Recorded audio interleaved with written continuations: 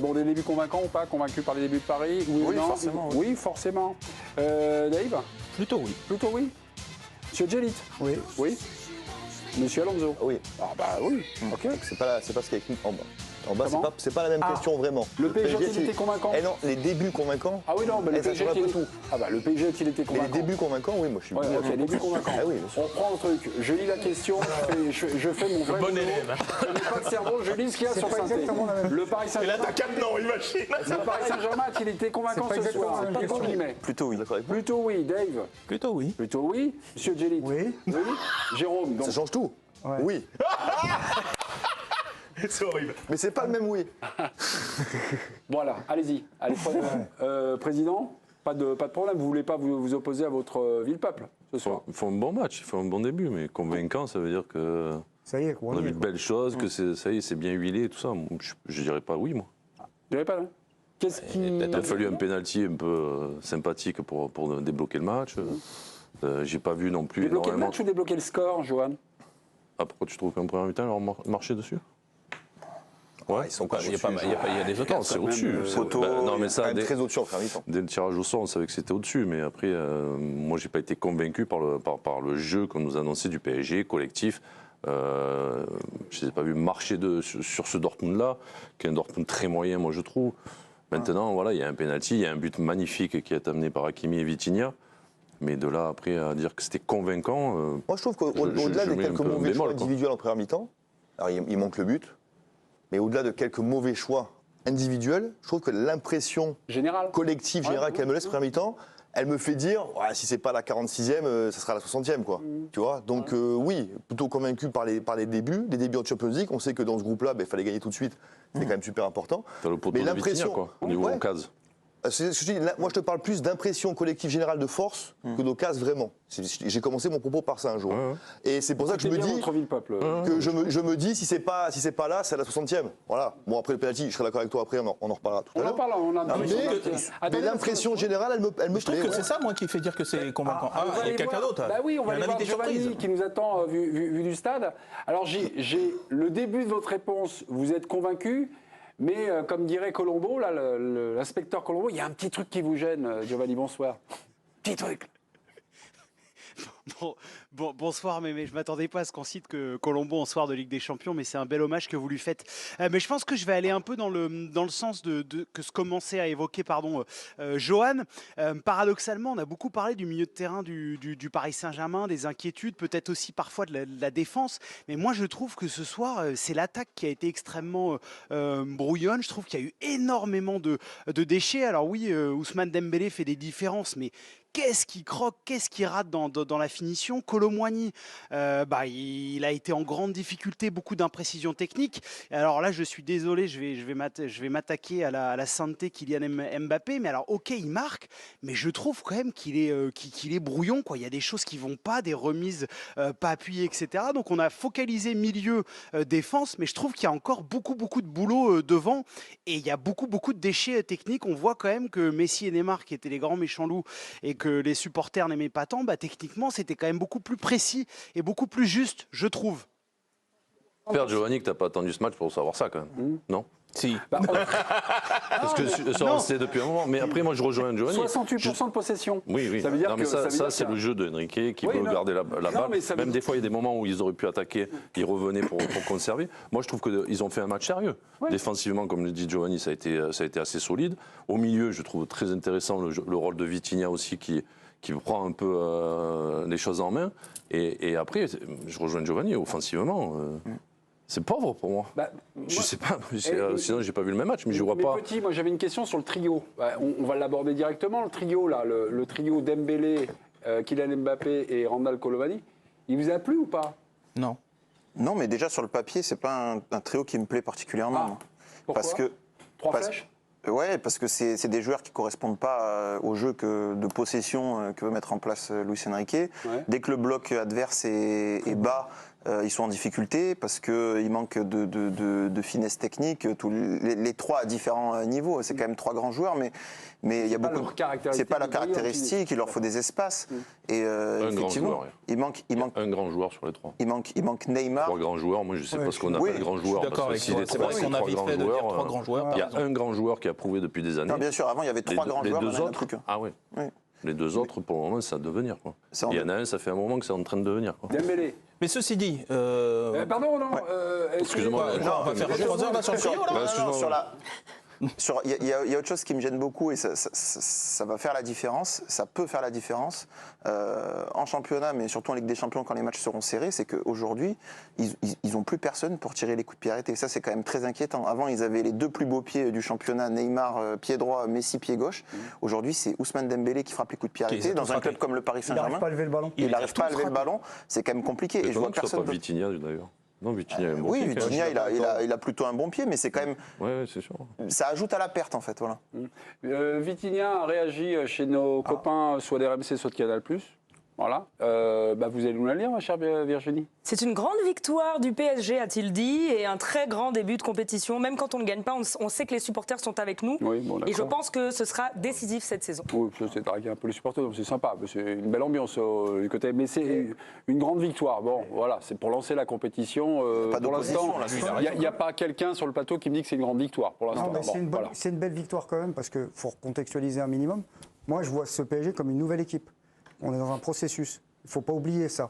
Donc tout ce qu'ils ont perdu offensivement avec des extraterrestres, ils le compensent progressivement. On verra après si l'équipe va continuer à progresser.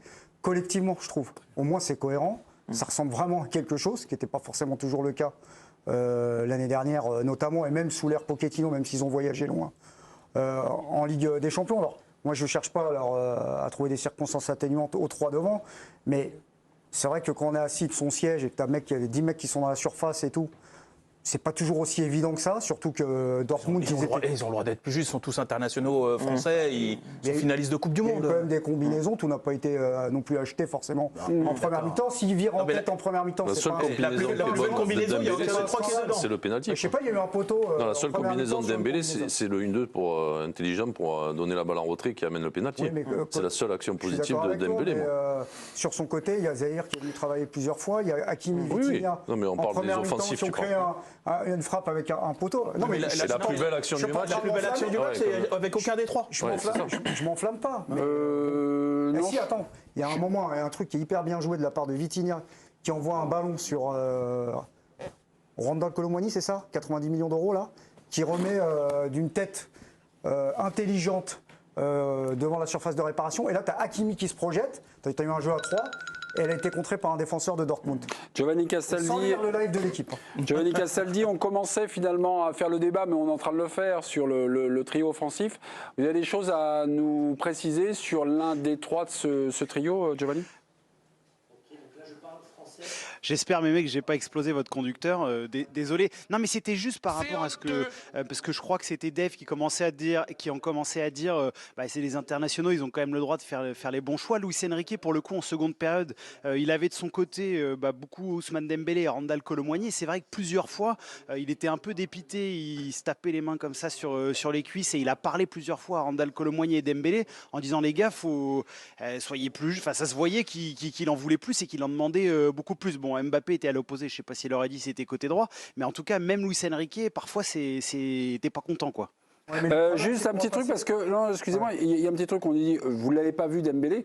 Moi, dans le poteau de Vitinha, l'action à la 19e minute, j'ai vu qu'il y avait un merveilleux jeu à 3, initié par Dembélé, Hakimi ou Warren Zaïre-Emery, pour trouver, on va dire, un petit peu d'espace, et l'espace avait été trouvé, puisqu'il y a eu un décalage formidable. Il a le droit de réussir 2-3 trucs. Il a fait 2 passes dans le match, quand même. Mais non, parce qu'on est en train de chercher les 3 passes de Dembélé dans le match.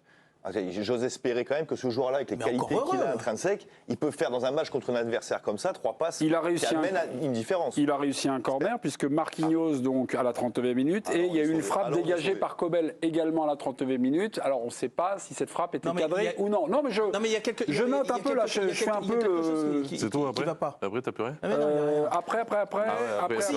Il y a une remise en une touche de volée. Qui est bien jouée. Voilà, qui est bien jouée, parce qu'elle est bien défendue du bout du pied. Voilà, ouais, c'est ça. Voilà, exactement. Dès que ça s'est un peu libéré, c'est vrai qu'il y a eu 2-3 trucs. Non, mais ce que je veux dire, c'est que Dembélé, on se dit toujours, enfin moi en tout cas, parce que moi je pense que c'est le joueur le plus déséquilibrant de la planète aujourd'hui, depuis le déclin de Neymar. Je trouve que c'est lui qui fait le plus de différence en 1 contre 1. Pas depuis le début de la saison. Exactement. Non, mais c'est ça moi qui on me le voit frappe. pas C'est qu'à chaque fois, je me dis, je regarde le latéral adverse ou le piston, enfin je sais pas qui va être sur lui, je me dis, oh toi tu vas passer une sale soirée. Et en fait pas tant que ça cette saison. Et moi ça me frustre vraiment. Il y a même, on se disait, il va prendre le mec, il va lui mettre 10 mètres. Mais oui. Et en fait, c'est qui est en fin de match? Hummels, ça m'a. Non, Emre Can qui le bat à la Il va lui mettre 15 mètres. Emre Can, il va juste accélérer un tout petit peu. Mais il lui manque des choses. Quand tu compares avec un joueur de sa catégorie, par exemple Léao qui a joué juste avant, Léao, il a la même caractéristique, c'est qu'il est sur un côté, il déborde, mais quand le mec arrive au contact, c'est le défenseur qui tombe. C'est pas Léao. Et il a un problème de puissance en fait. Il était talonnade quand même, Léao.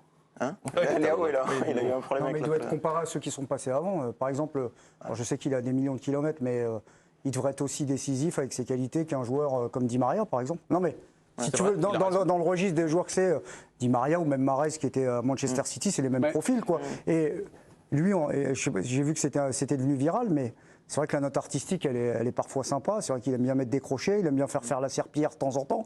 Par contre, sa technique de frappe, elle a toujours pas progressé. Alors je ne sais pas si à 25 ou 26 ans, tu peux encore évoluer. Ce soir, il a frappé qu'une fois et c'était à peu près réussi, mais on ne sait pas si elle était cadrée. Mais est-ce que dans ce registre-là, il peut encore progresser donc, faut qu'il progresse. Faut viser. En tout cas, vous imaginez le trio, quand vous imaginez, vous avez vu le match, je trouve qu'on ne voit pas les qualités naturelles, notamment de Mbappé et de Dembélé. J'ai l'impression qu'Mbappé, là, tout d'un coup, il vient un peu le Bergkamp du pauvre, il est là pour organiser. Pour faire un petit truc. Parce qu'on a vu en équipe de France, par exemple, lors du... Non, mais il n'y a jamais eu, ou rarement, sauf à la deuxième minute, où il y a eu un ballon de Lucas Hernandez. Ça devient le meneur de jeu de cette équipe. Oui, c'est ça. Mais il n'y a rien de plus insupportable. Je trouve que c'est pas son rôle. Mais t'as raison. Il n'y a rien de plus insupportable en équipe de France ou au PSG que quand on voit Mbappé décrocher et vouloir faire le playmaker parce que c'est pas ses qualités. Il peut le faire de temps en temps. C'est hyper énervant. Il peut le faire un peu, mais il peut le faire un peu. Il peut le faire une ou deux fois dans le match, mais il faut qu'il y ait d'autres joueurs pour le faire. Et il n'a pas les qualités de Neymar, par exemple, pour le faire.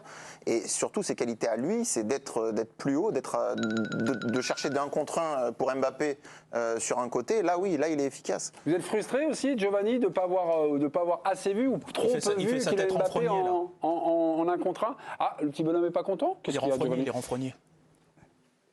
Non, pas du tout. Non, mais parce que j'ai entendu le côté sur Kylian Mbappé, parfois playmaker, forcé, etc. Moi, je trouve qu'il a été discret, mais ce soir, je l'ai pas trouvé. Je trouvais pas qu'il était dans la caricature sur le côté meneur de jeu. Non, il a décroché 2-3 fois, mais voilà, moi, ce qui me gêne, c'est, je trouve qu'il est pas précis, quoi. Même sur des remises, parfois, il met ses coéquipiers en difficulté. Ça a été le cas face à Nice. Parfois, des passes toutes bêtes, il les appuie pas assez. Je trouve que quand on doit combiner dans les petits espaces, parfois il y a encore du déchet, il a du déchet dans la frappe, dans la finition. C'est plus ça qui me frustre. Je vois pas quelqu'un qui veut prendre absolument toutes les choses en main, comme parfois ça peut être agaçant, comme il imitait Neymar. J'ai pas du tout ressenti ça ce soir en tout cas. Le lob, il doit le mettre. C'est pas du tout ce qu'on a dit. C'est pas du tout ce qu'on a dit. Ce qu'on a dit, c'est que dans les trois, c'est un peu plus lui qui joue ce rôle-là. Et pour nous, personnellement, ça me dérange un peu, quoi, parce que c'est pas son style à jouer, quoi. Avec le départ de Messi et Neymar, mais c'est plus Vitinha qui doit avoir son rôle. Oui, bien sûr, mais il l'a d'ailleurs. Voilà, il fait un bon match. Maintenant, il y a quelque chose, en fait, cette équipe, tu as l'impression que là, en tout cas à ce point-là de l'histoire, c'est pas loin d'être l'antithèse de celle des 2 années précédentes. C'est une équipe par action, quoi. Non, mais ce que je veux dire, c'est qu'on a l'impression qu'elle vivait et elle mourait que par ces 3 de devant. Pour sauver les meubles, quoi. Et là, on est en train de dire que le trio n'a pas fait un bon match, voire vraiment décevant. Non, c'est un peu décevant. Et pourtant, moi je rejoins Jérôme, est-ce que vous avez douté une seule seconde qu'ils allaient gagner ce match? Mais il n'y avait pas d'opposition. Mais il y a des gains ailleurs. Parce que tu perds un tête, il y a des gains ailleurs, ça c'est sûr. Peut-être qu'il n'y avait pas d'opposition, mais tu sais, dans ce type de match, parfois tu vois le chrono qui tourne, tu peux commencer à douter, etc. Moi, à aucun moment j'ai douté. Et tu t'aperçois que par exemple de l'autre côté, Manchester City, à un moment, ils étaient un petit peu en galère quand même. Contre l'Étoile Rouge. Ouais, et l'Étoile Rouge, à mon avis, c'est plus faible que Dortmund. Ça veut bien dire que tu sais, tu peux te retrouver un petit peu embêté dans ce type de match. Et ils ont trouvé, moi je trouve, le moyen de le cadenasser. Et du coup, si on dit le PSG a été convaincant, mais qu'on dit que les 3 de devant l'ont pas été, on reste cohérent. Bah oui, Parce que justement, on met plus l'accent sur une espèce de force pression collective générale, qui oui. se dégage D'accord. Il y avait beaucoup pas plus photo qu'avant. entre les deux Beaucoup équipes. plus qu'avant. Mais sans ça- que les trois de devant, Alors, t'es pardon, parce s'habitue à ça. qu'on Une a sécurité glosé sur nos aussi sur trois la fin, stars oui. en attaque, mais pour vous, c'est une équipe, pour l'instant, ils ont une à peu équipe, près déjà. 6 matchs. C'est bien né ou pas, d'après vous, là? Est-ce qu'il y a matière à amélioration ou, non, il y a le doute. non, parce qu'en général, les bons débuts de saison du Paris Saint-Germain, enfin, les trucs un peu encourageants, Il y a un ça domaine, change on cette peut année. pas Tu dire perds de trop de mecs au milieu aussi. Ouais. Les 3 du milieu, si t'en perds un ou 2 là. Ça, c'est Oui. sûr. Ça. Ah bah ça, ils On le a vu savent. déjà trop ça. léger. Je pense qu'il y aura une différence avec les joueurs actuels là sur le terrain et ceux T'as qui vu sont son sur le Ugarte, banc et déjà le manque de confiance qu'ils ont. T'as vu déjà. contre Nice sans Ugarte déjà. Et quand il est C'est vrai, rentré, déjà, ouais. on a vu Déjà, il y a un peu plus de difficulté. la différence d'impact. Non, il y a un truc où elle est bien née, cette équipe. Ça peut être une tarte à la crème, mais qui, derrière, a quand même des conséquences. C'est sur l'état d'esprit. Parce que le contre-effort, il y est tout le temps, par contre. C'est-à-dire qu'OK, Dortmund, ils avaient des truelles au pied ce soir. Mais il n'empêche que sur chaque tentative de relance, il y avait tout de suite, ça se refermait. Et ça, c'est un truc que tu n'avais pas trop l'habitude de voir, quand même. c'est pour ça, Jérôme, ça vous, je me souviens de vos interventions en fin de saison dernière. Là, j'ai mal à mon PSG, tout ça. Est-ce que là, non, mais peu. c'est votre côté un peu. Non, mais c'est vrai, c'est votre côté un peu affectif. Là, est-ce que vous voyez quelque chose, je retrouve- une nouvelle donne? Oui, Voilà. oui. Moi, j'aime ce qui s'y passe. Je mets l'affaire Mbappé complètement à part. Sinon, j'aime ce qui s'y passe depuis quelques semaines et quelques mois maintenant. Et notamment dans les efforts, je rejoins Jo, je suis un peu inquiet si t'es un suspendu ou un blessé au milieu, Ouais. ça va piquer parce que quand je vois par exemple Carlos Soler, Fabien Ruiz, tout ça, ouais. Ruiz il est très bon en équipe d'Espagne et c'est son cousin qui Ouais, vient mais il y a moyen de le ils ont rattraper. confiance, Quoi. les mecs. Il y a moyen de le rattraper. En revanche, Soler, je pense qu'il n'est pas invité du tout à ce niveau-là. Et juste pour finir, oui, décorréler par rapport à tout ce que vous venez de dire, la faiblesse de l'adversaire à la performance du soir, parce que c'est toujours facile de dire quand le PSG fait un bon match, mais c'était nul en face, parce qu'à chaque fois c'est le cas. Même quand ils sont pas bons en face, il faut faire ce genre de match-là. Je suis désolé. Parce que des 0-0 dans ce genre de match-là, t'en as vu et pas qu'un seul. Donc oui, ça veut dire que par rapport à ce que vous dites et l'état d'esprit que je recherchais, que nous recherchions, Oui. à un sérieux, à une constance dans l'effort, là je le retrouve depuis quelques semaines. Rendez-vous. Ah, ok, ben on finit sur une nouvelle équipe. une bonne note, une nouvelle équipe. Deux, trois petits messages à vous passer. Les notes de l'équipe du soir, les copains ont les raquettes. On ne va pas les activer tout de suite, mais on attend vos réactions. Quels joueurs aimeriez-vous noter? Et puis voilà. Je suis sûr que si on a les stats sur le nombre de kilomètres parcourus, alors que ça faisait 2 ans, je crois, que Paris était 105 à peu près dernier en ou général, c'était avant-dernier. 105. Mais systématiquement, 100, ils ouais. étaient très en dessous de l'équipe adverse, par 1 ou 2 kilomètres près. Je veux dire, souvent, il y avait 10, c'est-à-dire l'équivalent d'un joueur. En gros, ils jouaient à 12 en face, ou Paris jouait à 10.